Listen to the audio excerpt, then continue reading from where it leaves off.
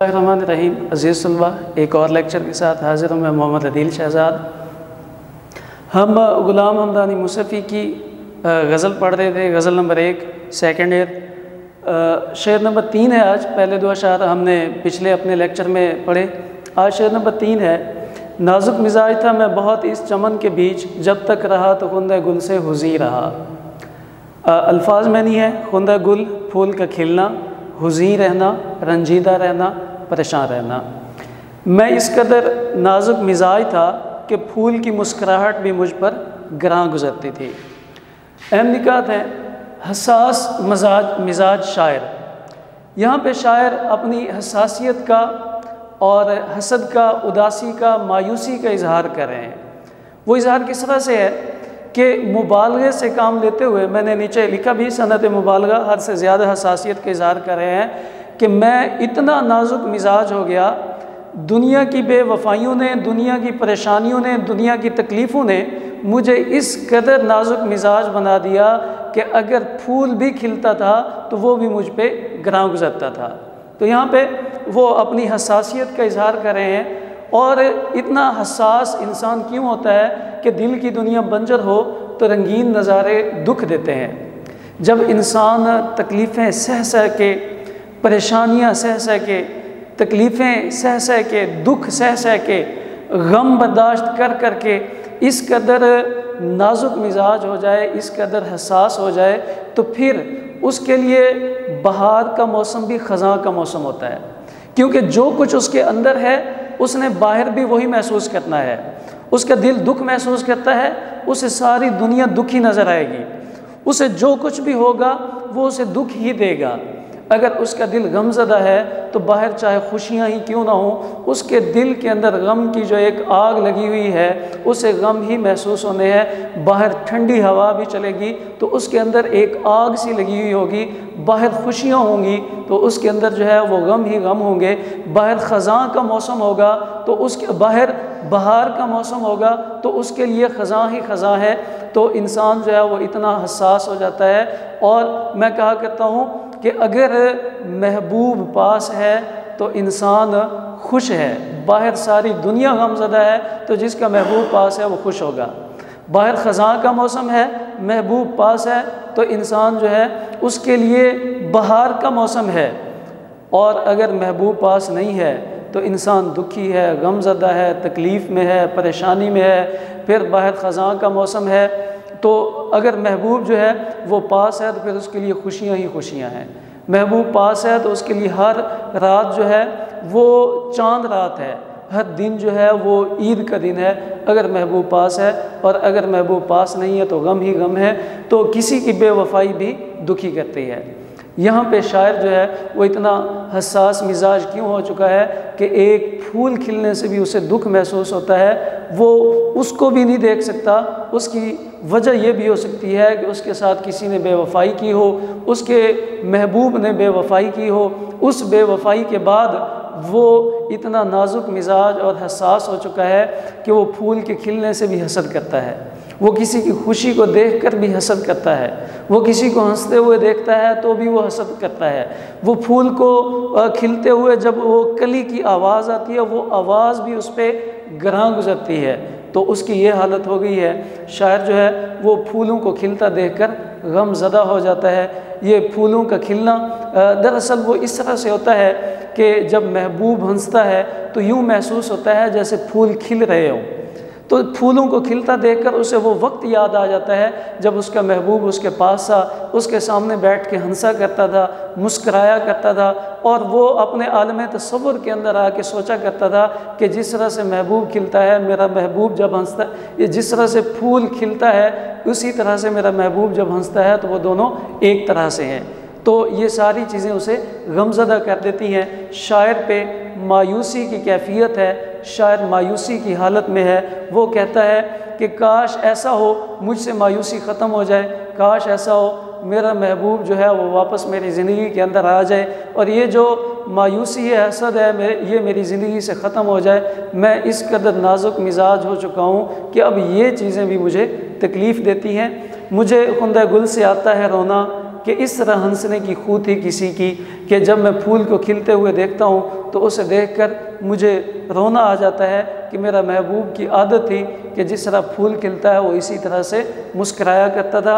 और हंसते जो देखते हैं किसी को, किसी से हम मुंह देख देख रोते हैं, किस बेकसी से हम शायर जो है वो इतना हसास मिजाज हो चुका है कि वो किसी को हंसते हुए भी नहीं देख सकता। ये किसी का हंसना उसके दिल पे ग्रां गुजरता है, उसे गम देता है, उसे दुख देता है। उसके बाद शेर नंबर 4 है, हमदम जो देखता हूँ तो पहलू में दिल नहीं, बैठा था उसके पास मेरा दिल वहीं रहा। अल्फाज मैनी में हमदम दोस्त है, महबूब की सोहबत के असर हुआ कि आशिक अपना दिल उसी के पास छोड़ आया। सबसे पहली बात, दिल का खो जाना होता कुछ इस तरह से है कि शायर जो है वो अपने महबूब की महफिल में पहुंचता है, उसे अपना महबूब दिखाई दे जाता है। शायर की तो ये हसरत होती है, ख्वाहिश होती है, तमन्ना होती है कि किसी तरह उसे उसका महबूब दिखाई दे जाए। वो जिसको चाहता है, वो जिससे मोहब्बत करता है, वो उसके सामने मौजूद हो। और शायर जो है वो इत्तेफाकन ऐसी महफिल में जा पहुंचता है जहाँ पे उसका महबूब भी मौजूद है। अब शायर की नज़र, आशिक की नज़र अपने महबूब पे है और उसकी अदाएँ जो हैं वो उसको इतना खुश कर देती हैं कि वो अपना दिल जो है वो अपने महबूब को दे बैठता है। और आशिक जो अपना दिल अपने महबूब को दे बैठता है, उसका ये मतलब हरगिज़ नहीं है कि उसके पास चाकू मौजूद है, वो यहाँ से काटेगा, दिल निकाल के अपने महबूब को दे देगा, बल्कि उसका मतलब ये है कि वो अपने दिल पे, अपनी मर्ज़ी पे, अपनी ज़िंदगी पे सारे के सारे इख्तियारात जो है वो अपने महबूब को दे बैठता है कि आज के बाद मेरी ज़िंदगी पर तुम्हारा इख्तियार है, जैसा तुम चाहोगे मैं वैसा करूँगा, जैसा तुम कहोगे मैं वैसा करूँगा, तुम जो कहोगे मैं तुम्हारी हर बात मानूँगा। ये होता है कि अपना दिल किसी को दे बैठना। तो महबूब की महफिल में बैठे हुए उसकी अदाएँ उसे इतनी पसंद आती हैं, वो उन्हीं में खोया रहता है। और जब वापस आता है और वो दिल पे हाथ रखता है, वो सोचता है, आलम तसव्वुर से बाहर आता है, तो उसे महसूस होता है कि उसका अपनी ज़िंदगी पे कोई इख्तियार नहीं रहा और उसे यूँ महसूस होता है जैसे उसके पहलू के अंदर जो है वो दिल मौजूद ही नहीं है, उसका दिल जो है वो कहीं खो गया है। तो दिल पर किसी और का इख्तियार, तो दिल खो गया, वो सोचने बैठ जाता है कि ऐसा क्या हुआ कि मेरा दिल जो है वो मेरे पास मौजूद नहीं है, मेरा दिल कहाँ पे होगा, मेरे ख्यालात, मेरी सोचें इस वक्त कहाँ पे हैं। तो वो इस नतीजे पे पहुँचता है कि मैं महबूब की महफिल में बैठा हुआ था, मैं उसकी अदाएँ देख रहा था, मैं उसका हंसना देख रहा था, मैं उसकी खुशियाँ देख रहा था, तो लगता यूँ ही है मैं अपना दिल जो है वो अपने महबूब के पास छोड़ आया हूँ। अब मेरा अपनी ज़िंदगी पे कोई इख्तियार नहीं रहा, मेरा अपने जिस्म पे कोई इख्तियार नहीं रहा, अब सारे के सारे इख्तियारात जो हैं वो मेरे महबूब के हैं। महबूब की महफिल में दिल से हाथ धो बैठना, शायर जो है वो जब महबूब की महफिल में गया था तो वहीं पे अपना दिल अपने महबूब को दे आया था। अब उसके पहलू में दिल मौजूद नहीं है, जिस्म के अंदर ज़ाहरी तौर पे इंसानी जिस्म के अंदर दिल तो मौजूद है, लेकिन शायरी की ज़ुबान में हम कहते हैं कि शायर ने अपना दिल जो है वो अपने महबूब को दे दिया है। मतलब ये कि अपने दिल के जितने भी इख्तियारात हैं वो उसने सारे के सारे अपने महबूब को दे दिए हैं। और अब शायर का दिल जो है वो किसी और की मलकियत है, और वो किसी और कौन है, उसका अपना महबूब है कि जिसको वो दे चुका है। और महबूब, शायर, आशिक कोई भी हो, उसके लिए उसका महबूब जो है वो सब कुछ होता है। कुल कायनात में से एक शख्स होता है जिसे आशिक ने चुना होता है, तो उसका ये हक बनता है कि आशिक जो है अपने आप पर तमाम इख्तियारात उसी को दे दे, फिर जैसा महबूब चाहे वो वैसे ही कर गुज़रे। तो इसी के अंदर एक और पहलू भी है कि उसने जो अपना दिल अपने महबूब को दे दिया है, इसका मतलब ये है कि अब वो अपने तौर पर अपने महबूब से इजहार मोहब्बत कर चुका है। और यूँ भी हो सकता है कि शायर जो है, आशिक जो है, वो अपने महबूब के पास पहुंचा हो, उसकी अदाएँ देखकर, उसकी खूबसूरती देखकर, उसके हंसने का अंदाज़ देखकर, उसकी अंदर जितनी भी खूबसूरती है वो सारी चीज़ें देखकर उसने जाके अपने महबूब से इजहार मोहब्बत कर दिया हो कि अब से जो है वो मेरे दिल पर और मुझ पर तमाम इख्तियारात तुम्हारे हैं, मुझे तुमसे इश्क हो चुका है, मुझे तुमसे मोहब्बत हो चुकी है। तो ये चंद चीज़ें थी इस शेर के अंदर। हमको ताल्लुकात ज़माना से क्या गर्ज़, था एक दिल गरीब सो वो उसके पास है। हमने सीने से लगाया दिल न अपना हो सका, मुस्कुरा कर तुमने देखा दिल तुम्हारा हो गया, कि महबूब का मुस्कुरा के देख लेना भी वो आशिक के लिए बहुत होता है और वो अपना दिल अपने महबूब को दे बैठता है। उसके बाद शेर नंबर 5 है, आखिर को हो के लाला उगा नौ बहार में, खून शहीद इश्क न ज़ेरे ज़मी रहा। लाला से मुराद यहाँ पे सुर्ख रंग का फूल है जो कि बेखुशबू होता है, जिसके अंदर खुशबू मौजूद नहीं होती। खून शहीद इश्क, शहीद आशिक का खून। मौसम बहार में शहीदों का लहू गुल लाला की सूरत में उगकर ज़मीन से बाहर आ गया। लहू को शहीद के जिस्म में करार नहीं आ सकता। शहीद दो किस्म के हैं, एक वो जो अल्लाह ताला के लिए अपनी जान कुर्बान कर देते हैं, जिसे हम इश्क हकीकी भी कह सकते हैं कि उनके दिल के अंदर अल्लाह ताला की मोहब्बत मौजूद होती है, अल्लाह ताला का इश्क मौजूद होता है।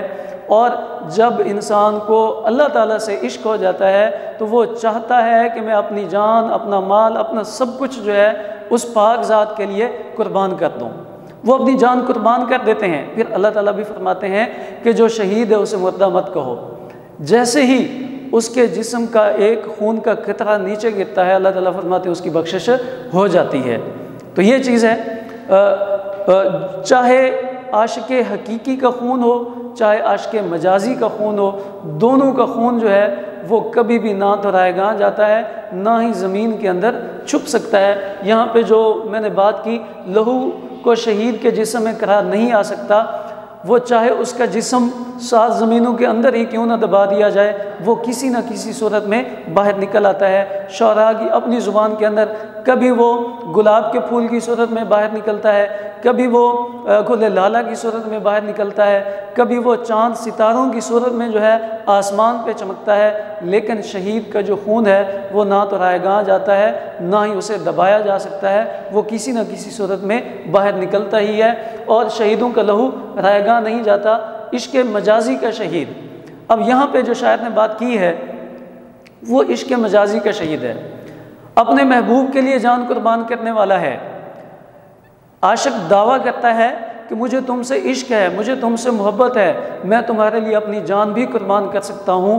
और महबूब को जो है वो इस बात का यकीन नहीं आता कि ये वाकई मेरे लिए अपनी जान दे सकता है, तो आशिक जो है वो जान कुर्बान कर देता है और उसे यकीन दिलाने के लिए कि वाकई ये मेरी ज़िंदगी, मेरा ये प्यार, मेरी ये मोहब्बत, मेरा ये इश्क सिर्फ़ और सिर्फ तुम्हारे लिए था। मेरा ये दिल, मेरे जज्बात, मेरे एहसासात सब कुछ जो है वो तुम्हारे लिए था। लेकिन इस दुनिया से जाने के बाद अब महबूब को तो यकीन आ जाएगा, लेकिन आशिक तो इस दुनिया में नहीं रहा। इश्क मजाजी का शहीद हो तो उसका खून भी शायर के मुताबिक कभी ना ज़मीन में दबाया जा सकता है और ना ही वो रायगां जाता है, बल्कि वो भी किसी न किसी सूरत में बाहर आता है। और यहाँ पे शायर ने कहा है कि आशिक मजाजी का, इश्क मजाजी के अंदर जो आशिक होता है उसका जो लहू है वो गुल लाला की सूरत में बाहर आ जाता है। यहाँ पे गुल लाला इसलिए इस्तेमाल किया गया है कि सुर्ख रंग का फूल होता है और उसमें खुशबू मौजूद नहीं होती।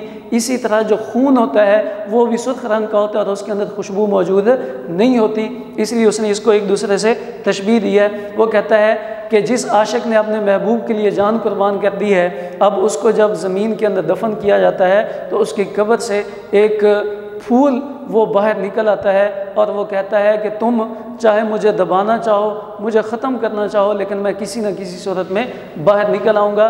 इसी शेर के अंदर सनद हुस्न तालील मौजूद है कि जब किसी शहीद को दफनाया जाता है तो वो गुल लाला की सूरत में बाहर निकल आता है। फूल का खिलना एक फितरी अमल है, लेकिन यहाँ पे शायर ने उस हकीकी वजह से तवज्जो हटाकर एक और वजह बयान की है कि ये जो गुल लाला का फूल खिलता है ये दरअसल जो है वो किसी आशिक शहीद का खून है जो कि फूल की सूरत में बाहर निकल आया है। और आशिक का खून बेकरारी की अलामत है कि जो आशिक होता है वो अपनी ज़िंदगी के अंदर भी अपने महबूब के लिए हमेशा बेकरार रहता है, बेचैन रहता है। और उस बेचैनी का इजहार जो है वो आशिक ने इस सूरत में भी किया है, अगर उसकी जान चली जाए तो उसकी जान चली जाने के बाद भी उसका खून सुकून से नहीं बैठता, वो किसी न किसी सूरत में बाहर आ जाता है, क्योंकि वो बेचैनी महसूस करता है, बेकरारी महसूस करता है। फटने को आता है, जिस्म से निकलने को आता है, तो वो ज़मीन से